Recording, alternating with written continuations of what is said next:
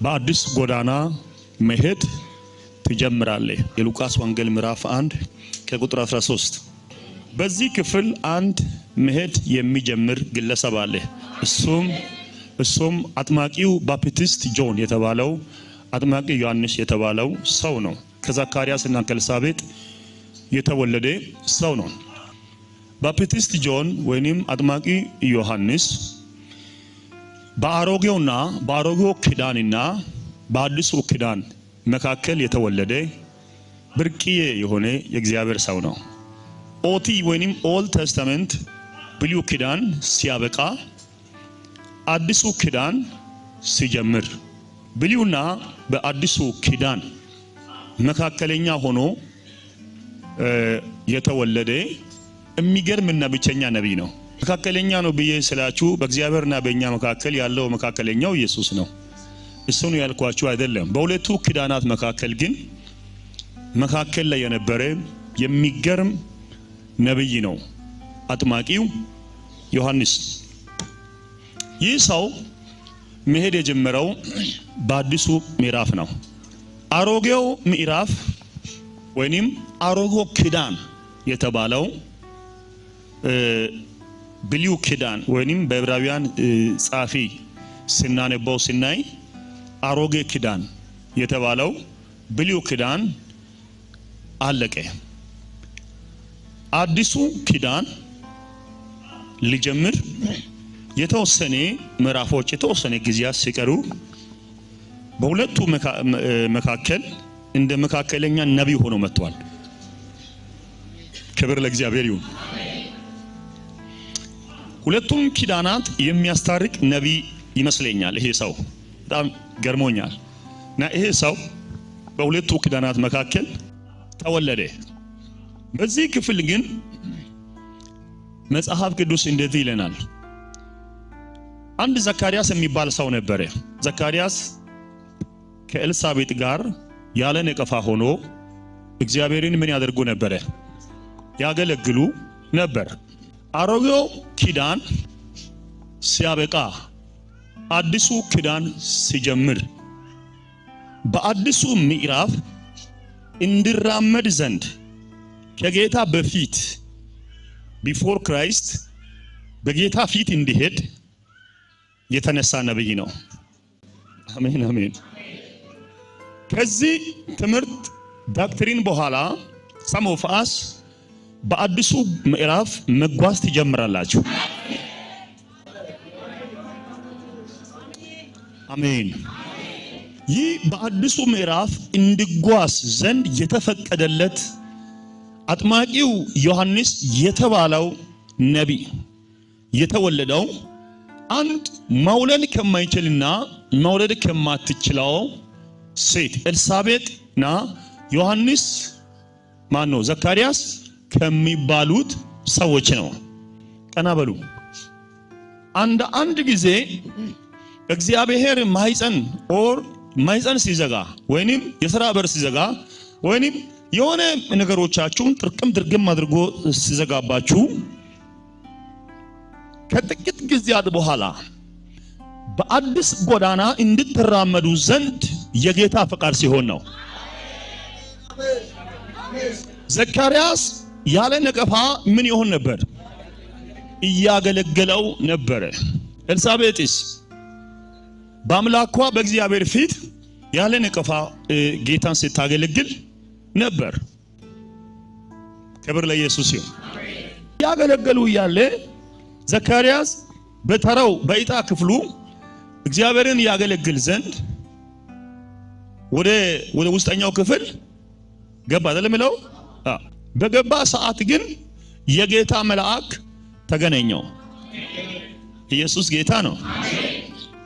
ልብ በሉ። በብሉይም ኪዳን ዘመን በአዲሱም ኪዳን ዘመን እግዚአብሔር መልአኩን የሚልክላቸው ሰዎች እነዚያ ሰዎች የታደሉ ናቸው። ማኑሄ ሊወለድ ሲል ሰምሶን ሊወለድ ሲል ለማኑሄ መልአኩ ተላከለት። በአዲሱ ኪዳን ኢየሱስ ሊወለድ ሲል ደግሞ አሁንም የሰማይ መላእክት ተላኩለት። አጥማቁ ዮሐንስ ሊወለድ ሲል ደግሞ አሁንም መልአኩ ይላክለታል። የጌታ መልአክ የሚላክላቸው ሰዎች በመጽሐፍ ቅዱስ ዓለም they are unique people። እውነቴን ነው የምላችሁ፣ በጣም ዩኒክ ወይንም ለየት የሚሉ አገልጋዮችና ሰዎች ናቸው። እግዚአብሔር ለነዛ አይነት ሰዎች መልአኩን ይልክላቸዋል። ሃሌሉያ ተናገሩ፣ የጌታ መልአክ ተልኮልኛል በሉ። በተጨማሪም ለማርያም የተኛው መልአክ ተላከላት። ገብርኤል የሚባል በጣም ጠንከር የሚል መልአክ ተላከላት። ጠንከር ላለ ዓላማ እግዚአብሔር ቱ ፕሪፔር አንተን ሊያዘጋጅ ሲፈልግ ጠንከር ያለ መልአክ ይልክልሃል። ሰማይና ምድርን የሚያድን የሕይወት መሪ ሃሌሉያ የሰማይና የምድር ባለቤት ሊወለድ ሲል እግዚአብሔር ለትልቁ ዓላማ ማርያምን ሊያዘጋጃ ሲፈልግ ከመላእክቱ መካከል ማን ላከላት? ገብርኤል ላከ። ገብርኤል ማለት በጣም ሲሪየስ የሆነ የእግዚአብሔር መልአክ ነው። በነገራችን ላይ ገብርኤል ማለት ሊቀ መላእክት ነው። ሊቀ መላእክት አይደለም ገብርኤል። ሊቀ ሁለት ጊዜ ነው። ሊቀ መላእክት ነው። ሚካኤልም እንደዛው ነው። ሊቀ መላእክት ነው። እንደ ቀላል አትዩ። ኢየሱስ ጌታ ነው። በእግዚአብሔርና በመጽሐፍ ቅዱስ ዓለም ትልቅ ስፍራ ያለው መልአክ ነው ገብርኤል። ሃሌሉያ። ለዚህ ዓላማ እግዚአብሔር ወደ ማርያም ላከላት። ቅዱሳን መላእክት ሁሉ ትልቁ ዓላማቸው የእግዚአብሔርን ሐሳብ በሰዎች መካከልና ውስጥ ማስቀመጥ መቻል ነው። በተጨማሪም በመንፈሳዊ ዓለም ላይ ለአገልጋዮች መልእክት አለኝ። ትልቁ አገልግሎት የእግዚአብሔርን ሐሳብ በጉባኤ መካከልና ሕይወት ላይ በትክክል ማስቀመጥ መቻል ነው። ጮክም ቀስ ብለህ ማገለገልክ፣ ዘመርክም፣ ተነበይክም፣ አስተማርክም፣ ወደክም፣ ተነሳም፣ በሊሳንም በትንቢትም በምንም አውራ እንደተሰጠ ብቻ አንተ ተንቀሳቀስ። ነገር ግን ትልቁ መንፈሳዊ አገልግሎት ጫፉ የእግዚአብሔርን ሐሳብ የእግዚአብሔርን ዓላማ በቅዱሳን መካከል በትክክል ማስቀመጥ መቻል ነው። በአዲሱ ምዕራፍ መሄድ ትጀምራለህ። አሁን ብሉይ ኪዳን ሲያልቅ የተኛው ኪዳን መጣ፣ አዲሱ ኪዳን መጣ። ኪዳኑን አሮጌ ያደረገው ምንድነው? ብሉይን ኪዳን ብሉይ ያደረገው ማለት አሮጌ ያደረገው ነገር ክርስቶስ ኢየሱስ ያልተወለደበት ዘመን መሆኑ ነው። የሕግ ዘመን ነው። እግዚአብሔር ልጁ ክርስቶስ ኢየሱስ ወደፊት እንደሚወለድ በነቢያቶቹና በካህናት ምሳሌ አድርጎ በጊደርና በወይፈኖች በርግቦች በዛይት በተለያዩ ነገሮች ሳክሪፋይስ ይሄ መስዋዕት ምሳሌ ያደረገ የምናገርበት የጥላ ዘመን ነው። ከኔ ጋር ናችሁ? ኢየሱስ ክርስቶስ ገና ምን አልተባለም፣ አልተወለደም። ነገር ግን ሁሉም የብሉይ ኪዳን ቴክስቶች ስክሪፕቸርስ ወደ አዲሱ ኪዳን ሊወለድ ወዳለው ወደ ክርስቶስ ኢየሱስ ምን የሚልበት የሚያሳይበት የሚናገርበት ዘመን ስለሆነ የምን ኪዳን ተባለ? አሮጌ ወይንም ብሉይ ኪዳን ተብሏል። አዲሱም ኪዳን አዲስ ያደረገው ነገር ምንድነው? የክርስቶስ ኢየሱስ መወለድ፣ ከመወለዱም በላይ መሞቱ ነው። ሃሌሉያ። በነገራችን ክርስቶስ ኢየሱስ ሲወለድ ኪዳኑ ገና አልታደሰም። ክርስቶስ በብሉይና በአዲስ ኪዳን መካከል ነው የተወለደው። የዛን ጊዜ ባፕቲስት ጆን አጥማቂ ዮሐንስ በጌታ ፊት እየደነበረ ይመጣል፣ እኔ የጫማውን ጠፍር እንኳን ሊፈታለት አልችልም፣ ከኔ በኋላ ይመጣል፣ ከኔ በላይ ግን የበረታ ነው። ለዚህ ቃል በድጋሚ በእውነት ለጌታ ክብር አምጡ። አንድ ስሙኝ፣ አንድ በጋራ የምንስማማበትን ሐሳብ ልንገራችሁ፣ ኮንሰንት የምናደርገውን ሐሳብ። እሺ፣ ከናንተም በፊት በነበሩት አገልጋዮች ምክንያት ቅር እንዳይላችሁ ከናንተ በኋላ ሊገለጡ ስላሉት አገልጋዮች ቅር እንዳይል እስቲ አሜን በሉ። እዚህ ቤት ማፍራት የሚፈልገው አገልጋዮች ከኔ ዝቅ ያሉ ወይ በኔ ስታንዳርድ የሚያገለግሉ ሳይሆኑ ከኔ በሰባት እጥፍ የሚበልጡትን መንፈስ ቅዱስ ልቤን ያውቃል። ለዚህ ነው ማውራው። ሃሌሉያ። ከኔ በሰባት እጥፍ የሚበልጡ እኔ መሬት ላይ ቆሜ ባገለግል እነሱ ግን አየር ላይ ቆመው እንዲያገለግሉ ፈልጋለሁ።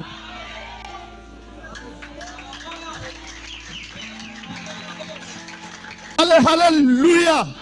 አጥማቂ ዮሐንስ እንደዚህ ይላል፣ ከኔ በኋላ የመጣ ነው፣ ከኔ ይልቅ የከበረ ነው፣ ከኔ ይልቅ የተወደደ በጣም ይበረታል። ከኔ ጫማውን ጠፍር ልፈታለት እንኳን እኔ እችላለሁ፣ እኔ አልችልም። ሃሌሉያ እያለ በጌታ ፊት ይሄድ ነበረ።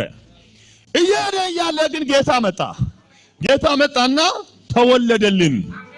ሳይ አሜን አሜን ተናገሩ። ጌታዬ ተወለደልኝ በሉ። ስለ አዲሱ ኪዳን ስናወራ አዲሱ ኪዳን መሰረት ያደረገው በትክክል ሞቱን ነው። ኢየሱስ ሲናገር እንደዚህ አለ። በዛች ምሽት አልፎ በሚሰጥባት በዛች ምሽት ሰፈር ያደረገ ለርድ ሰፈር የጌታን ራት አብሮ በዛ በቅዳ በዓል በነበረው በዛ ምሽት ላይ አብሯቸው ሲካፈል ሲቆርሱ እንደዚህ አለ። ጽዋውንም አንስቶ ብሌስ አድርጎታል፣ ባርኮታል። ከዛ በኋላ አነሳና እንኳችሁ ሁሉም ሰው ከዚህ ምን ይበሉ ጠጡ፣ ይህ አለ ለብዙ ሰዎች የሚፈስ የአዲሱ ኪዳን ምኔ ነው? ደሜ ነው አለ። የብሉይ ኪዳን ደሜ ነው አይልም። አሮጌ ኪዳን ደሜ ነው አይልም። የተኛው ደሜ ነው? የአዲሱ ኪዳን። አዲሱ ኪዳን ደሙ የሚፈሰው የሞተ ዕለት ነው። በአዲስ ምዕራፍ መጓዝ ትጀምራለህ።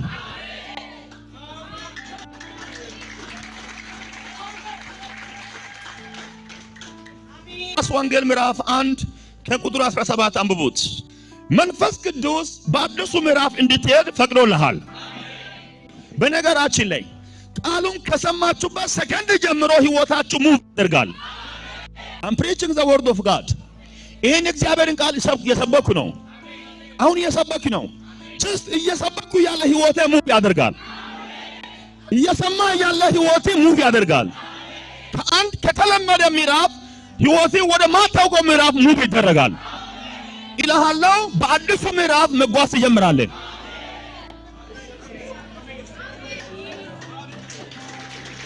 ይሄን እውነት ለመናገር ይገደዳለሁ። ሃሌሉያ። በየትኛው ምዕራፍ ይሄ አጥማቂ ዮሐንስ በአዲሱ ምዕራፍ እንደሚሄድ ትንቢት መጣለት። እየመጣል ያለው የእግዚአብሔር ቃል ካለበት ብድግ አድርጎ ያራምድሃል።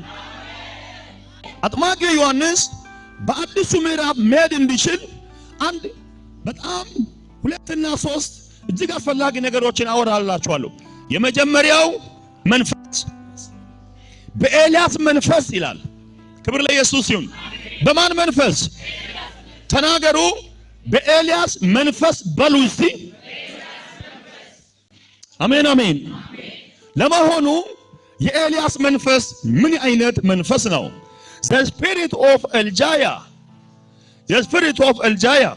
የኤልያስ መንፈስ ምን አይነት መንፈስ ነው? ቀና በሉ። የኤልያስ መንፈስ ማለት 3 ዓመታትን ሰማይን መዝጋት የሚችልና ከ3 ዓመት ተኩል በኋላ ደግሞ ሰማያትን የሚከፍት ነው።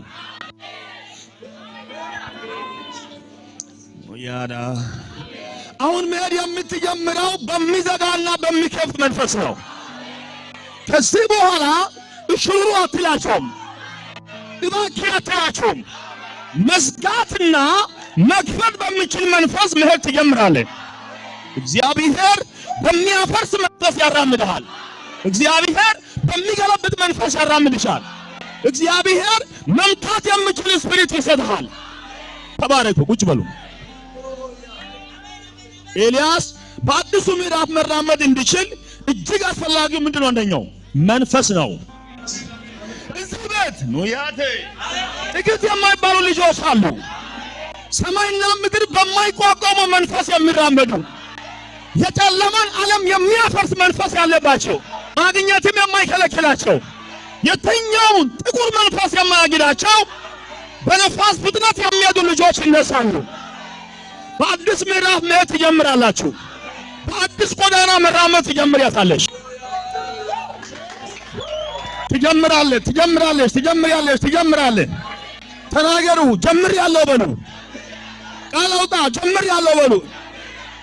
አጥማቂ ዮሐንስ በብሉይ ኪዳን ዘመን የነበረውን መንፈስ አምጥቶ በአዲሱና በብሉይ ኪዳን መካከል ከነበረው ሰውዬ ጋር መጽሐፍ ያገናኛል። ሃሌሉያ አሜን፣ ሃሌሉያ። አጥማቂ ዮሐንስ በአዲሱ ምዕራፍ እንዲጓዝ እጅግ ያስፈልገው ነገር ምንድነው?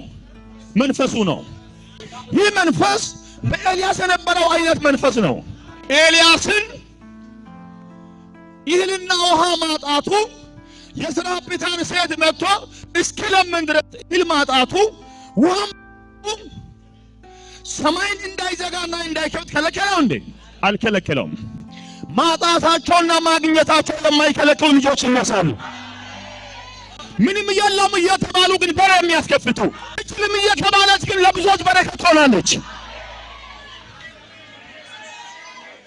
ይሄ መልእክት ይሰማችኋል? ከተሰማችሁ ክብር ስጡ ለዚህ ጌታ።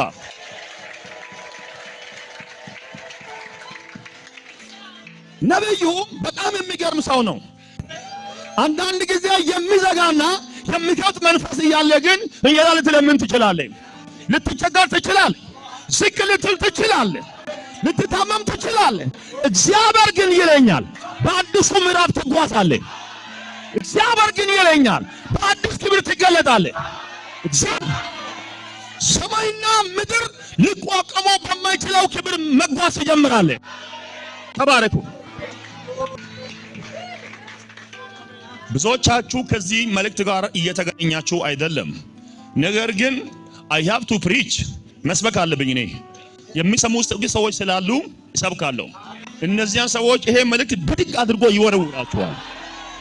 በእውነቴ ነው የምላችሁ። ቀጣይ ዘመናት ማንም ምንም ሳይከለክል በእጃቸው ገብቷል። የኃያላን መሪዎች ትሆናላችሁ። የነጮች መሪ ትሆናላችሁ። የጥቁር ሃሌሉያ ተባረኩ። በአዲስ ጎዳና መሄድ ትጀምሪያለሽ። እነሆ አሮጌው አልፏል።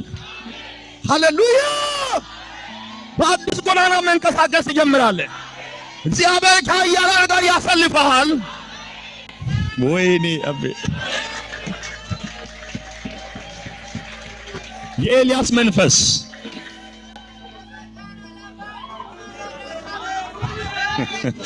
የኤልያስ መንፈስ ሃሌሉያ።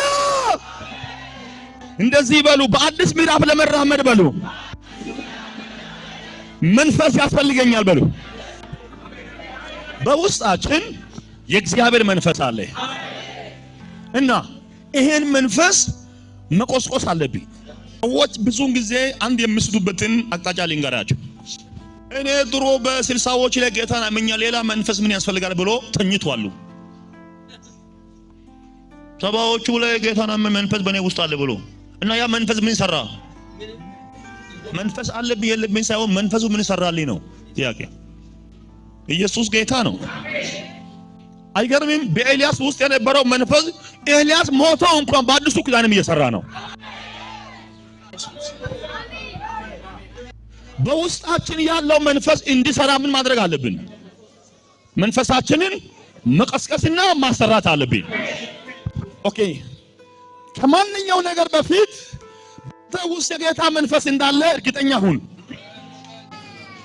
በነገራችን በምድር ላይ ከሚኖሩት ሁሉ ሰዎች መካከል እኔና እናንተ ለየት የሚያደርገን አለባበሳችን አይደለም። ዋርደተም እኛ አለባበሳችን our garment, our clothes, everything maybe is the same ሊሆንላችሁ ይችላል። ለየት የሚያደርገን ግን የሰማዩ መንፈስ ነው። የክብሩ መንፈስ አለብኝ። ከመንፈሱ መኖር በላይ ደግሞ አንድ የማነሳላችሁ ጉዳይ አለ። የመንፈሱ መገኘት። ይህን ሳላነሳላችሁ አልተውም።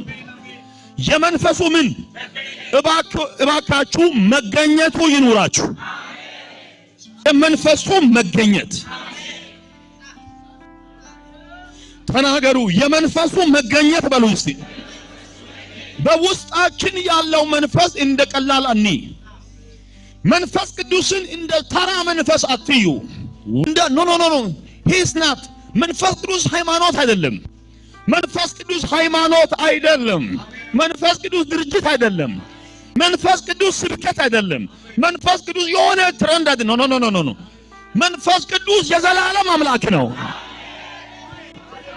በደንብ ስማኝ። yes በአዲሱ ጎዳና ከዛሬ ጀምሮ ሙቭ ለማድረግ እጅግ አስፈላጊው ወንድም እህቴ እኔም የጌታ መንፈስ መገኘት ነው። ሃሌሉያ ሃሌሉያ ሃሌሉያ። አዲስ ጎዳና ከፊት ለፊት ያለ አጥማቂ ዮሐንስ በአዲስ ምዕራፍ እንዲራመድ ይሄው የኤልያስ መንፈስ ተሰጠው። እየነገርኩ ነው። አሁን የመጣችሁ ሰዎች ከመልእክቱ ጋር መተላለፍ እንዳይሆንባችሁ መግቢያ አውርቼላችኋለሁ። መግቢያ ያልሰማችሁ ሰዎች ለእናንተ እምነት ሊከብዳችሁ ይችላል። አጥማቂ ዮሐንስ በብሉይና በአዲሱ ኪዳን የነበረ ምንድነው ብያችኋለሁ?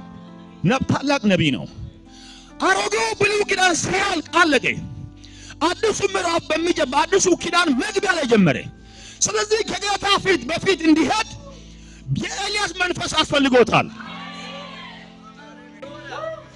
እግዚአብሔር በቃሉ ይለኛል፣ ከፊት ለፊት አዲስ ጎዳና አለ። ከፊት ለፊታችሁ አዲስ ምዕራፎች አሉ። እናንተ ኢትዮጵያ ልጆች እዚህ ቤት ያላችሁ፣ በዓለም ሁሉ ያላችሁ በደንብ ስሙን። እግዚአብሔር በመንገዳችሁ ላይ አዲስ ምዕራፍ አውጥቷል። ብዙ ልጆች እንባ ይታበሳል። የብዙ ኃያላን እንባ ይታበሳል። እኔ ስለ ኢትዮጵያ ልጆች መልእክት አለኝ። ፊት ለፊትሽ አዲስ ጎዳና ተከፈተ። አዲስ ምዕራፍ ያገኝሃል። እንደ ነቢይነቴ መጽሐፍ ቅዱስን አውድ አድርጌ ይሄን እውነት አወራለሁ። እግዚአብሔር የእንደገና አምላክ ነው። እንደገና ብድግ ያደርግሻል። እንደገና ብድግ ስላለህ መራመድ ትጀምራለህ። ግራ እግርን ታነሳለህ፣ ቀኝ እግርን ታነሳለህ።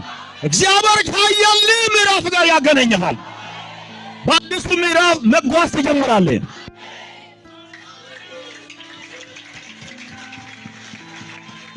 ሉቃስ ምዕራፍ 1 ከቁጥር 17 በአዲስ ምዕራፍ እጓዛለሁ በሉ እስቲ። አንተ ላይ ተናገሩ እስቲ። አጥማቂው ዮሐንስ በአዲስ ምዕራፍ በአዲሱ ኪዳን መንፈስ እንዲራመድ የመጀመሪያው እጅግ አስፈላጊ ምንድነው? መንፈሱ ነው። የማን መንፈስ? የእግዚአብሔር መንፈስ። በኤልያስ ውስጥ የነበረው መንፈስ ነው። አሜን። መንፈስ ቅዱስ ሲፈልግ መንኩራኩር ይሆንልሃል። ሕዝቅኤል ምዕራፍ 1 ላይ መንኩራኩር አልነበረም እንዴ?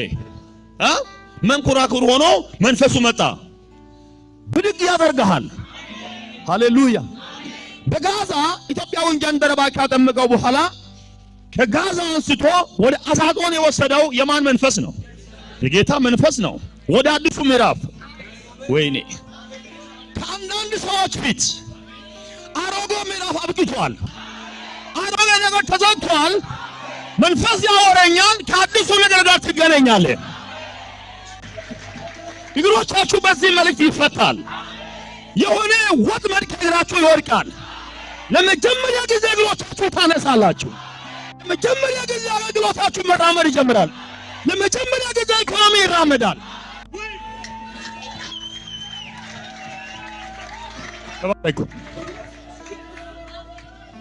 በአዲስ ምዕራፍ ምን መሆን? እነሆ አሮጌው አብቅቷል፣ እነሆ አዲሱ ይመጣል። እግዚአብሔር ከዛሬ ጀምሮ በአዲስ ምዕራፍ ያራምድሃል። Let me preach the word of God. Let me preach. ይህን ልስበከው። ይህን መልእክት ይለኛል የጌታ መንፈስ። አዲስ ምዕራፍ በመንገድ ላይ ተፈጥሯል። እነሆ አወራለሁ ስለሚያወራኝ አዳዲስ መንገዶች ተከፍቶልሃል። አዳዲስ ምዕራፎች ተከፍቶልሻል።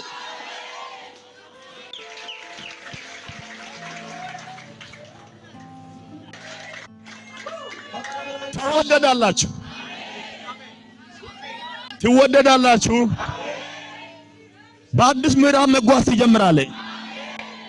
ልብ በሉ፣ አንድ ያለቀ ምዕራፍ አለ፣ አንድ የጀመረ ያለ አዲስ ምዕራፍ አለ። እግዚአብሔር ወደ አዲስ ምዕራፍ ያራምዳል። ብዙ ሰዎች ለምስክርነታቸው ትመጣላችሁ። ብዙ ሰዎች ይመጣሉ። እግዚአብሔር ከአዲስ ምዕራፍ ጋር ያገናኛቸዋል። አታሳንሱ።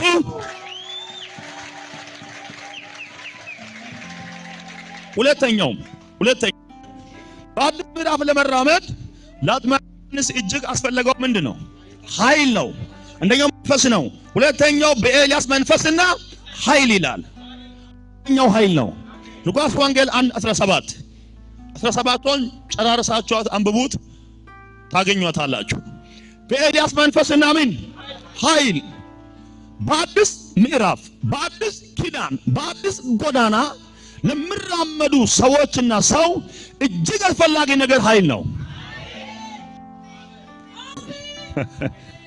ተናገሩ እስቲ ኃይል በሉልኝ። እስቲ ኃይል በሉልኝ። ኤልያስ ኃይለኛ ነው። ኤልያስ ኃይለኛ ነው። በኤልያስ መንፈስ የነበረው ኃይል የማን ኃይል ነው? የእግዚአብሔር ኃይል ነው። ሃሌሉያ። ለምንድን ነው ለመሆኑ እግዚአብሔር ለአጥማቂ ዮሐንስ የኤልያስን ኃይል የተመኘለት? ኤልያስ ማለት ምንም አልነበረውም። በበረሃና የሚንከራተት ዕብራውያን ምዕራፍ 11 ወደ 30 ምናምን ስታነቡት በበረሃ በጎዳና ሁሉ የሚንከራተት ሰው ነው። በማይመች ሁኔታ ውስጥ ሆኖ ግን በእግዚአብሔር ኃይል ተጎናጽፎ ታምራቶችና ድንቆችን የሚሰራ ነብይ ነበረ። አሁን ደግሞ አጥማቂ ዮሐንስ እንደገና መብል የነበረው ምንድነው? የበረሃ ምንና ምን? የበረሃ ምን ማር ነው አይደል? የበረሃ ማር የሚገኘው አዲስ አበባ ነው? አቦስቶ ነው? አሜሪካ ነው? የት ነው የሚገኘው? በምድረ በዳ እኮ ነው። ማር የበረሃ ማር የለቃቀመ ያለ ከድንጋይ ቋጥኝ ውስጥ ከእንጨት ከሆነ ነገሮች የለቃቀመ ከተለሱም እሱንም ከተገኘ እኮ ነው። ካልተገኘስ ባዶ የሚያደርገው መጽሐፍ እንደምን ብዙዎች የፍየል ለጦ ቆዳ ለብሶ ዞሩ አይደል? በማይመች ሁኔታ ውስጥ አልፎ እነዚህ ያገለገሉ። አጥማቂ ዮሐንስም እህል ውሃ አልነበረውም። የበረሃ ማር እየፈላለገ የሚበላ ግን ኃይል አለው። ለምንድን ነው ኃይል ያስፈለገው? ከጌታ ፊት እንዲሄድ። ሃሌሉያ። መንግሥተ ሰማያት ምን ብላለች? ቀርባለችና ንስሐ ምን በሉ ግቡ እያለ ከጌታ በፊት ይህን ወንጌል ይናገር ነበር። እየተናገረ ያለ ግን ጌታ ራሱ መጣ። እንደዚህ አለ፣ እነሆ የዓለምን ሁሉ ምን ኃጢአት የሚያስወግድ የእግዚአብሔር ምን አለ በግ አለ። የጌታን መንገድ በትክክል ለማስተማር ትፈልጋለህ? ኃይል ያስፈልጋል። እውነትን ለመናገር ትፈልጋለሽ? ለመናገር ትፈልጋለህ? ኃይል ያስፈልጋል። ኃይል ከሌለ አገልግሎት አይገፋላችሁም። ኢየሱስ ጌታ ነው። የመንፈሳዊ አገልግሎት በበላናው ምሳና ቁርስ ይሆናል ይችላል። በለበስናውስ ይችላል። ኃይል ያስፈልጋል። የእግዚአብሔር ኃይል ከኃይላት ሁሉ በላይ ነው። እኔ የምልህ ኤልያስ እኮ ሰማይ ለመዝጋት 20 አባላት ሀገራትን የዓለም ኃያላን ሀገራትን አስተባበረ እንዴ? ኢጋድን አስተባበረ እንዴ? ኤልያስ ሰማይ ለመዝጋት ኃይል ነበረው አይደለም? ወደ ላይ የሆነ ተኮሰ እንደ ሮኮቶች አለበት ሆኖ ግን ሰማይ ምን አድርጋለሁ አለ አልጀለ ኑያታ ባለበት ሆነ ትናገራለህ፣ ትዘጋባችኋለህ። እኔ የምለው ከስጭ ይህ ምልክት ከሰማሽበት ጊዜ ጀምሮ የአፍሽ ቃል ይፈራል።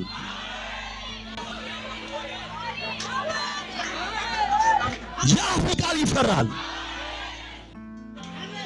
አይደለም ሰፈሪ መንደር ይፈራል። ትዳርሽ ይፈራል። አገልግሎት ይፈራል። ታደርጋለህ? ምን ትሆናለህ? ትፈራለህ። በአዲስ ጎዳና ላይ መራመድ ሁለተኛው ምን ያስፈልጋል? ኃይል ያስፈልጋል። አንተ ጠራጊ ነህ፣ ጠራጊ ነሽ አንቺ። ትጠራርጋቸዋለህ። ለወንጌል የማይሆነውን ማንም ቢሆን ምንም ቢሆን ተራራ ቢሆን ሸለቆ ቢሆን ወንዞች ቢሆን ጋራ ቢሆን ሸንተረሩ ቢሆን ትጠርጋቸዋለህ። በእጃችሁ ካለው ወንጌል ፊት ከዚህ ሰዓት ጀምሮ ሰማይና ምድር መቆም አይችሉም። እግዚአብሔር ይተባበራችኋል። ኃያላን እንደ ሰም በፊታችሁ ይቀልጣሉ። ብርቶች ትጥቃቸው ይፈታል። አለቆች ይሽመደመዳሉ። እግዚአብሔር አሳልፎ ይሰጣል። ሊቋቋምሽ የሚችል ኃይል አይኖርም። ሊከላከል የሚችል ሰራዊት አይኖርም። በምድሪቱ ፊት በነፋስ ፍጥነት መሄድ ትጀምራለህ። የእግዚአብሔር ኃይል ይኖርብሃል። ተባባሉ፣ የእግዚአብሔር ኃይል ይኖርብሻል። ስሙኝ፣ አንተ የኃይሉ መኖሪያ ነህ። ወይኔ አንቺ የኃይሉ መኖሪያ ነሽ። እግዚአብሔር የአፍን ቃል ያዘናል።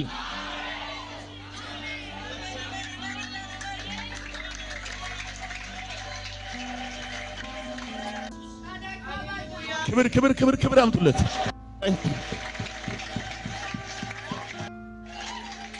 አጥማቂ ዮሐንስ የሚቀመጥ አይደለም፣ እንደ ወንዝ የሚሄድ ሰው ነው። እግዚአብሔር ከዚህ በኋላ መቀመጫን ይወስድብሃል። መራመድ ትጀምራለህ፣ መሄድ ትጀምራለህ። መረጋጋት የማይችሉ ልጆች ይነሳሉ። ኑካያ በማንነታችሁ ላይ በመንፈሳዊ ማንነታችሁ ላይ የሚገጠም ኃይል አለ። የሚገጠም ማንነት አለ። ያ የኃይል ማንነት አያስቀምጣችሁም። እሺ ይገጠምልኝ ማንነት አለ በሉ። ይገጠምልሃል በሉልኝ። መንቀሳቀስ ትጀምራለህ በሉ። ከእንግዲህ ወዲህ መቀመጥ አትችልም በሉ። ውስጥ ኢኮኖሚ ይንቀሳቀሳል በሉ። ዓላማዬ ይጀምራል በሉልኝ። ራእይሽ ይጀምራል በሉልኝ። ኃይል ባንተ ይሰራል በሉልኝ። አንድ በዘመናችን በቤታቸው ሆኖ ሊተኩስብን ነው ሲባል ሲባል እነዛ ምን ይሆናሉ? ድሮኖችን ሊለቅብን ነው ሲባል አቤት ይላል። ዘኛኛው አቅም የለውማ። ኢየሱስ ጌታ ነው። መነሳታችሁን ጠላት ሰምቷል። መገለጣችሁ ሰይጣን ሰምቷል። እርግጠኛ ሆነ ስማ። ከዚህ ስብከት፣ ከዚህ ትምህርት፣ ከዚህ መልእክት በኋላ በራሲ ኃይልና ጉልበት ሳይሆን በእግዚአብሔር ኃይልና ጉልበት እንቀሳቀሳለን። አምኖ የተቀበሉ ሰዎች መራመድ ጀምረዋል። እውነት እልሃለሁ፣ አትከለከልም። ድህነት አይከለክልህም። ችግር አይከለክልህም። ክፎች አይከለክልህም። አንተም ነገርህም ራእዮችም ኢኮኖሚም ትዳርም ሁሉ ነገር መራመድ ጀምረዋል። ክብር ስጡ ለኢየሱስ። በአዲስ ምዕራፍ ተባረኩ። የስ ክብር አምጡ ለኢየሱስ።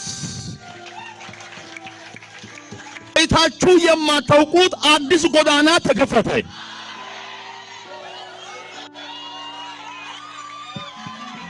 ይደገም ይጨመርለት ለኢየሱስ።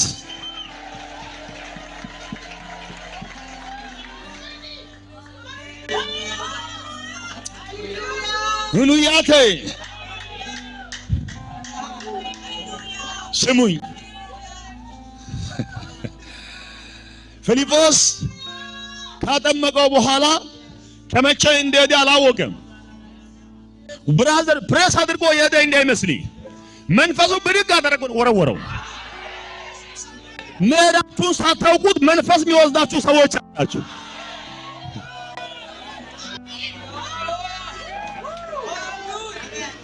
እርግጠኛ ሁን፣ ሳታረጋግጡ የምትወጡ ሰዎች አላችሁ።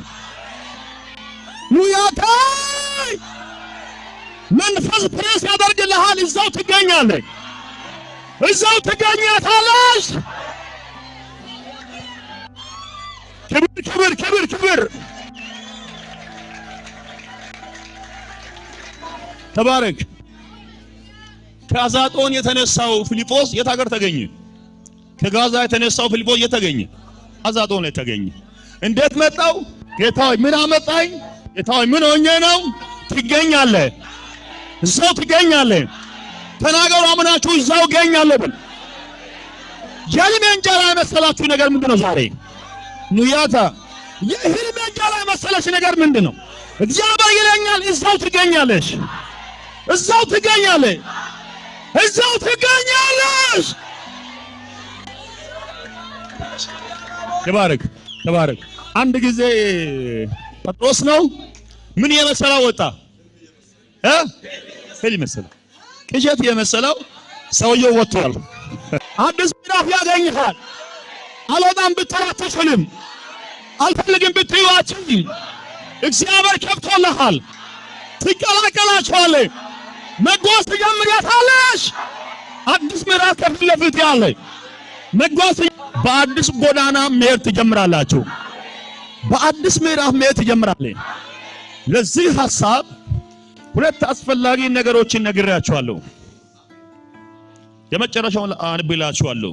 ሉቃስ ምዕራፍ 1 ከቁጥር 17 እርሱም የተዘጋጁትን ሕዝብ ለጌታ እንዲያሰናዳ የአባቶችን ልብ ወደ ልጆች የማይታዘዙትንም ወደ ጻድቃን ጥበብ ይመልስ ዘንድ በኤልያስ መንፈስና ኃይል በፊቱ ይሄዳል። ተናገሩ፣ ይሄዳል በሉ። ይሄዳለሁ በሉ። ይሄኛው ነቢይ እግዚአብሔር በአዲስ ምዕራፍ አራመደው። አሜን። ለመሆኑ ለምንድነው ኤልያስ በአዲስ ጎዳና በጌታ ፊት የተራመደው? 17 ተመልከቱ። 17 እርሱም የተዘጋጁትን ሕዝብ ለጌታ እንዲያሰናዳ ሕዝቡን ወደ ጌታ ለመመለስ። የተኛውን ሕዝብ? የእስራኤልን ሕዝብ ወደ ጌታ ለመመለስ ነው በጌታ ፊት የሄደው። ሁለተኛው የአባቶችን ልብ ወደ ልጆች ለመመለስ። እዚህ ጋር ደግሞ የመለሰው ምንድነው? ልባቸው መልሷል። አሜን። ሶስተኛው የማይታዘዙትንም ወደ ጻድቃን ጥበብ ይመልስ ዘንድ። አሜን። እንጸልያለን።